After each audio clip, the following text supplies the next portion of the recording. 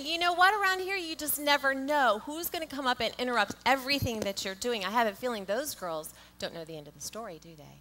Well, here's the deal. We're going to talk about David and Goliath today, but I want to concentrate more not on David and Goliath. We're going to be talking a little bit about who in this story was really selfish, since that's what we're talking about today. So I'm going to read to you a little bit out of the story. First of all, we have a really big bully, and we have some guys who are really scared. So I'm going to read you out of the Bible. It's in 1 Samuel 17. Goliath, who was a really big guy, if you read the first part of this chapter, you're going to find out he stood over 9 feet tall. That's really big. And he had all kinds of really heavy armor. He stood and shouted across to the Israelites, "Do you need a whole army to settle this?" he said. "Choose someone to fight for you, and I will represent the Philistines. We will settle this dispute in one single combat. If your man is able to kill me, then we will be your slaves. But if I kill him, you will be our slaves.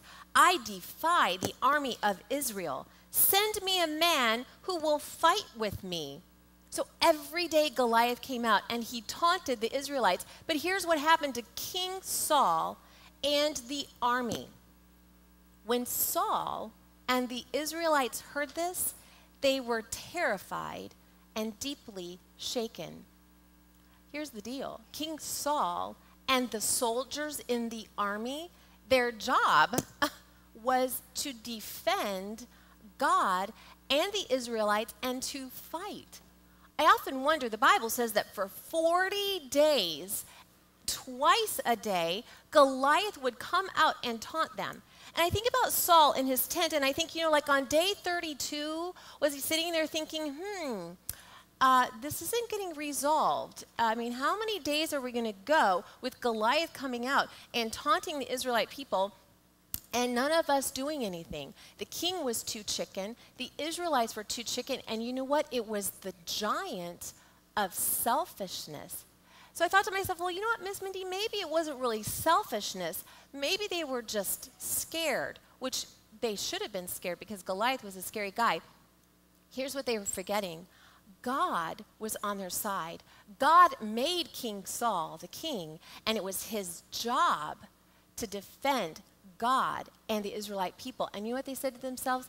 I don't think that I want to go out there because I'm a little bit scared. It was selfishness on their part. So David shows up on the scene one day. His dad says to David, "David, your brothers are out there. They're fighting the Philistines. Here's some snacks. Here's a picnic. Go check on them and bring me back word on how your brothers are doing." So the Bible says that David appears at the camp. He can't wait. He's looking at all the tents. He's looking at the soldiers. He thinks this is so cool that all of his older brothers are soldiers.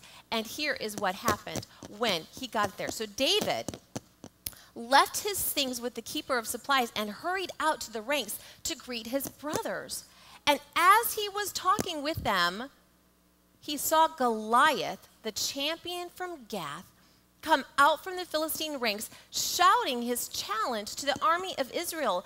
And as soon as the Israelite army saw him, they turned around and ran away in fright. "Have you seen the giant?" they asked David. "He comes out every day to challenge Israel. And have you heard about the huge reward that the king has offered anyone who kills him?" So King Saul sat in his tent, and instead of going out and fighting Goliath himself or doing something about it, he said, "You know what I'll do? Anyone who actually kills that giant, I'm going to make your entire family not have to pay taxes, and whoever kills him can have one of my daughter as a bride." So that's what he came up with. That was his plan. And so the Bible says that David looked at them, and here's what he said. He talked to some of the others who were standing there, and he said, "What will a man get for killing this Philistine and putting an end to his abuse of Israel?" And they said, "We promise anyone who kills him is going to get a reward." Well, David couldn't stand it.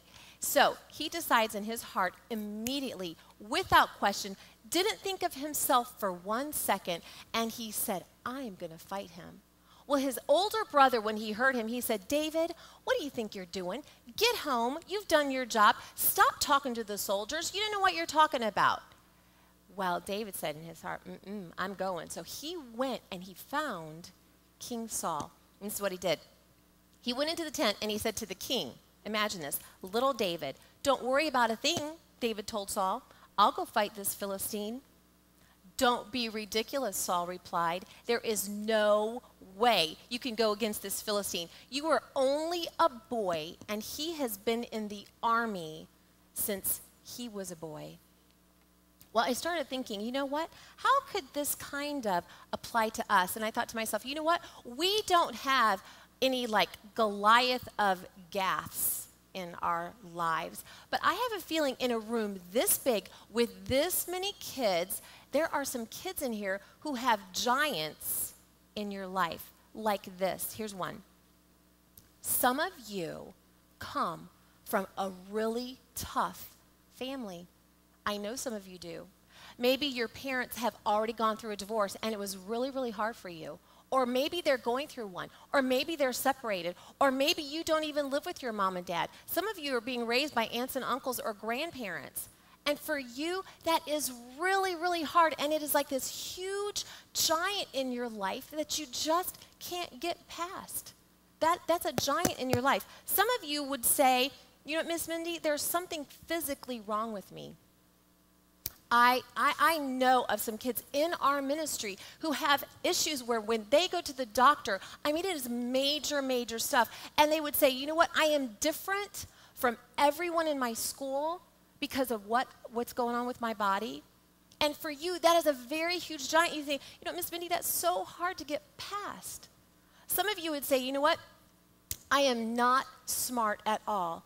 I dread school because when I get there, I'm in the resources program and I'm behind a couple of grades, or I just struggle. I just can't keep up with my class. I have to have all kinds of special help. And you know what? To you, it makes you different from everyone else. And you say, you know what? This is a big giant in my life. Some of you would say, you know what, Miss Mindy? I don't have any friends. It is really hard. I go to school. Everyone thinks I'm different. They treat me different. They make fun of me. When we go outside, they make fun of me. In the lunchroom, they make fun of me. I'm just different from everybody else. They think I'm weird. And for you, you know what? That is a giant in your life. Some of you, the giant is that you feel like nobody loves you. You know what? At home, like I said, maybe things are really, really tough, and maybe you don't have anyone in your life who says to you every day, I love you. And so for you, this is a very big giant in your life. Well, you know what I'm going to tell you? You can be a giant slayer. Here's how. This is what David did.